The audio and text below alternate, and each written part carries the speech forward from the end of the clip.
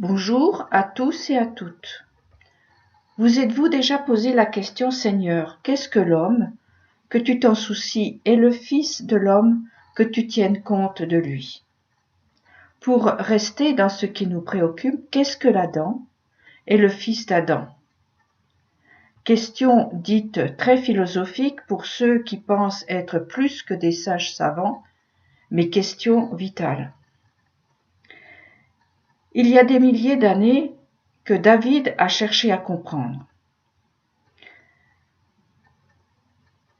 Aujourd'hui, c'est encore la même question qui est au cœur de mes interventions, c'est même leur raison d'être. Trouver pourquoi l'idée d'Adam revient en force, en quoi cet homme est un modèle à retrouver et à faire exister. Nous serons tous d'accord avec le constat de David. L'Adam, ou bien le fils d'Adam, ce n'est qu'un souffle, pas grand-chose. Mais nous savons qu'un souffle plus un souffle, cela fait une vie pour un individu, cela fait un peuple, une nation, l'humanité entière faite de milliards de souffles. Mais cela ne dit toujours pas pourquoi Dieu prend soin de l'Adam, sinon en pensant que c'est un maillon indispensable à une chaîne où passe le flux de vie divine.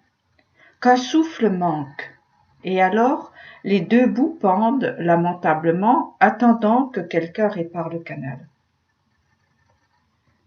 Notre monde, aujourd'hui plus qu'hier, est dépendant des voies de communication. Par exemple, les routes, les fleuves, les ondes radio, les lignes hertziennes, les canaux qui amènent l'eau et qui l'évacuent, l'électricité, le gaz ont besoin d'endroits où couler, les chemins de pierre et les chemins de fer.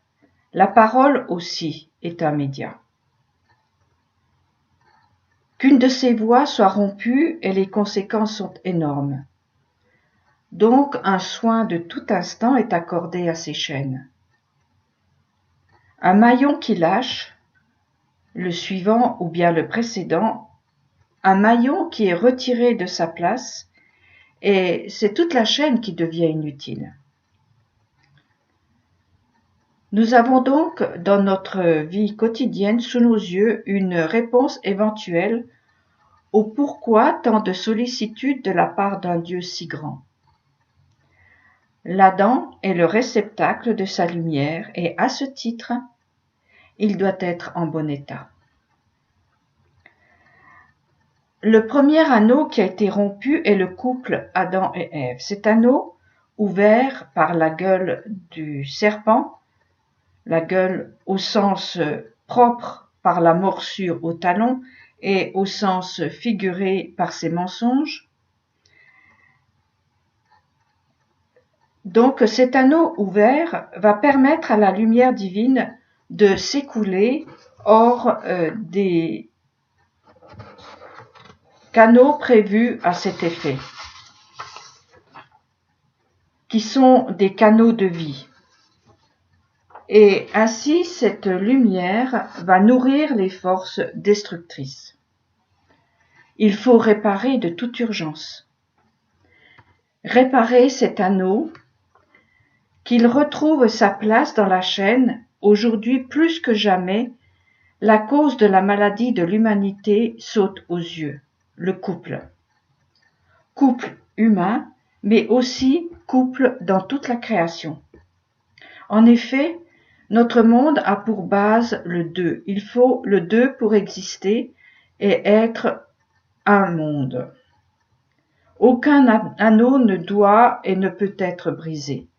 Les alliances voulues par le maître du monde ne peuvent se rompre sans mettre en danger l'existence de tout, et ceci est d'autant plus vrai pour le responsable, celui à qui a été confiée la garde et la sauvegarde du jardin, l'Adam.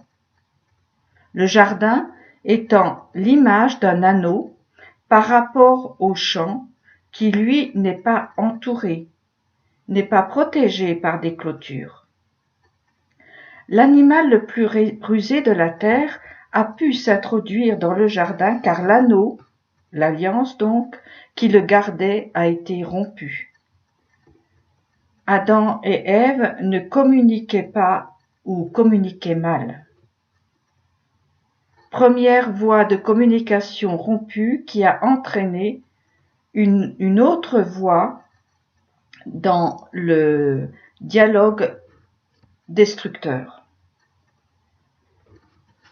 L'Adam, maillon de la chaîne, donc chaîne lui-même, est très précieux. Il est gardé pour sa valeur personnelle, mais aussi pour la sauvegarde de la gloire du Créateur qui doit briller pour l'éternité. Nous sommes donc face à cette catastrophe où les sources se répandent dans les champs. Il faut réparer le canal, le couple Adam et Ève.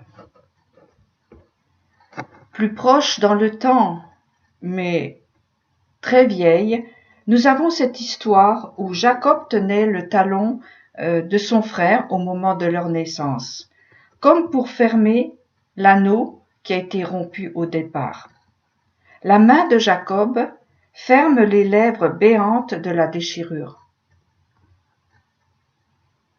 Dommage, la suite ne semble pas aller dans le bon sens. Et pourtant, c'est David qui, des siècles plus tard, constate que malgré ou à cause de la mauvaise volonté des hommes, l'Adam est gardé. L'alliance se poursuit par d'autres circuits en attendant la réparation. Dieu ne lâche pas le morceau. Il sauvegarde son projet, l'Adam, canal de sa gloire. L'Adam, canal, qui est fin comme un cheveu, mais capable de beaucoup comme la fibre optique.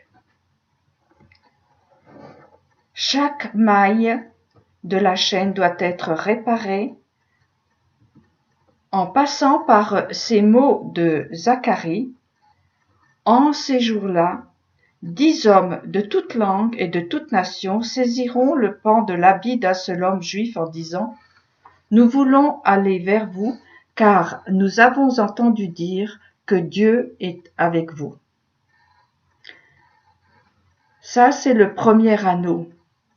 Un autre anneau qui doit être réparé, Jacob qui saisit le talon d'Ésaü pour le retenir dans sa course vers la mort. Pour enfin arriver au troisième anneau, qui est celui du commencement de tout, Adam et Ève, qui se retrouvent et s'attachent à transmettre l'héritage divin.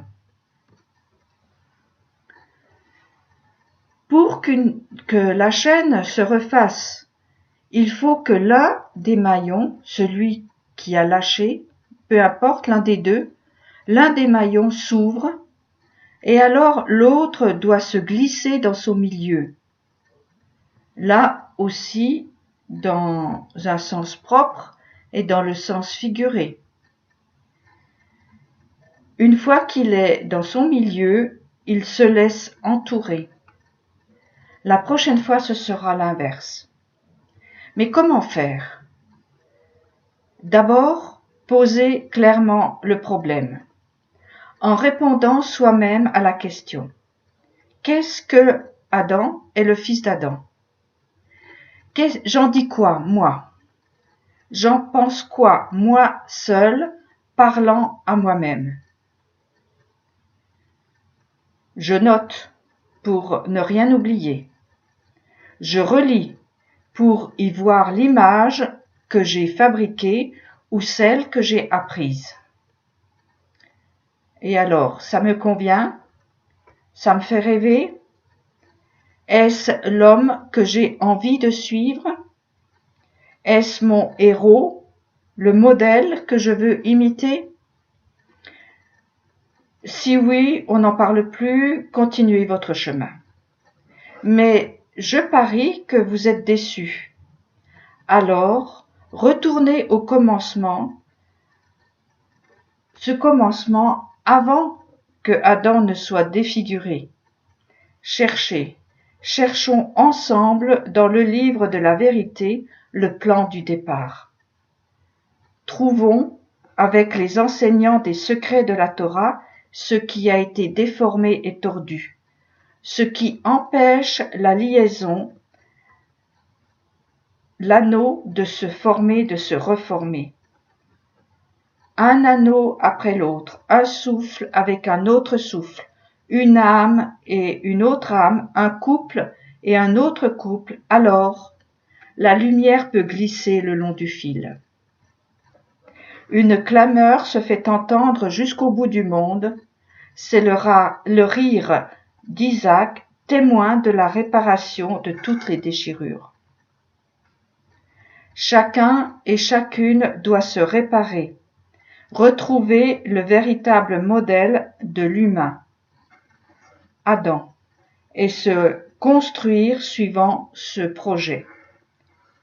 Vouloir construire le monde ou le changer est une noble tâche, mais comment construire sans la lumière divine? Où puiser les forces d'agir en étant un canal percé, mal embouché? Qu'est-ce que je peux construire dans ces conditions, avec des plans faux? Il en sortira au mieux de mauvaises copies, au pire, et c'est ce qui arrive le plus souvent, des armes de destruction. Qu'est-ce que l'homme? Dis-moi, tu le sais, Israël? Le début de tout est la liaison entre l'homme masculin et son âme sœur, le féminin. Ça, c'est le plus proche, le plus prochain. Il est toujours facile d'aimer ceux qui ne partagent pas la même chambre, ne respirent pas le même air et ne mangent pas la même soupe. Une alliance d'une âme avec son contraire est la perle sur laquelle repose le monde. Les pieds de l'un tenant les pieds de l'autre, cela forme un anneau, avec en son centre la lumière du jour 1. Ça tourne, comme la terre tourne autour du soleil, jour, nuit, formant la ronde des jours vécus ensemble. Une dynamo productrice d'énergie. Une autre raison qui montre la nécessité de conserver et pour nous humains de retrouver la structure d'un fils d'Adam est la lettre hébraïque Aleph, gardée dans le silence du 1. Regardez-la bien, elle ressemble à une hélice avec sa barre au milieu, sur laquelle reposent les 10 doigts, et à l'autre bout, 10 autres doigts. Ils sont suspendus. Il suffit d'un souffle pour que ça tourne. Comme le couple, j'y vois une turbine à pomper l'eau vive et elle a déversé dans les bassins de la terre. Pas un seul doigt ne peut manquer, sinon tout est bancal. Par toutes ces réflexions et plus encore, j'ai compris que Dieu a besoin d'Adam et de ses descendants. Tous les souffles sont potentiellement porteurs de vie, moi y compris. Je suis un point dans l'univers, mais sans ce point, rien ne passe, comme le savent tous les utilisateurs de l'ordinateur. Alors, j'essaie de tenir ma place, à côté d'autres, bien sûr, du mieux que je peux. S'il manque les mains ou les pieds d'un fils d'Adam, c'est tout un pan de la construction qui s'effondre. Cela semble un peu exagéré pour nous qui avons été éduqués dans l'idée que la terre et le ciel sont étrangers l'un à l'autre, le corps et l'esprit sont ennemis, et que la vie, la vraie vie, et après la mort. Dieu prend soin de l'homme parce qu'il a décidé d'en faire son partenaire, gardien des voies de communication entre le ciel et la terre. C'est pas rien. C'est à prendre ou à laisser. Beaucoup laissent des alliances car l'histoire montre que les chemins sont escarpés, dangereux, et qu'il faudra toujours plus de culot et de courage pour avancer. Et nous ne savons même pas où est l'issue. Je me rappelle avoir dit un jour à mon époux, pas au sujet de ce site, mais pour une autre action, c'est terrible, j'ai la certitude de devoir faire en sachant que ça ne marchera pas. Non, ça ne marchera pas comme nous l'espérons, mais ça marchera forcément comme le veut le maître du monde, car il prend soin de son projet. Alors courage, on va y arriver. Dieu aime son œuvre et il en prend soin. À bientôt.